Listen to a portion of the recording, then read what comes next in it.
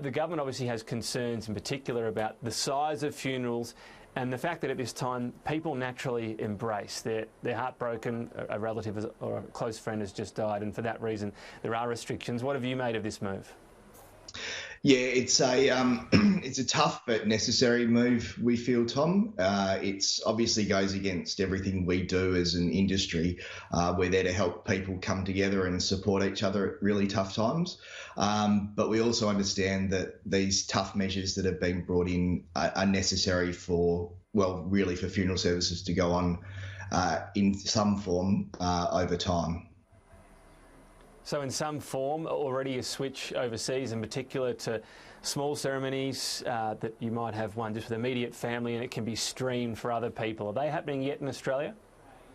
That's correct, yeah. For some time we've had the ability to stream or record and upload services, and certainly at a time like this, that service is being taken up more and more. So while people may not physically be able to attend the service, they can still be part of the service in some form.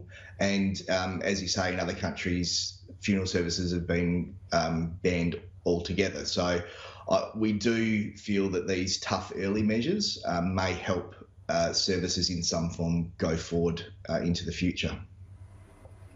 So this is obviously what you're hoping as an industry. There won't be a complete ban on funerals. What's your understanding? What's the government saying to you at the moment on when that would be entertained? Oh, look, I think things are changing daily, as you know, Tom. So we don't have any certainty of what tomorrow's going to hold, let alone next week. But hopefully the measures that are in place currently stand for some time, or the duration of the pandemic. But we also know that this is going to take a long time to get through as a country.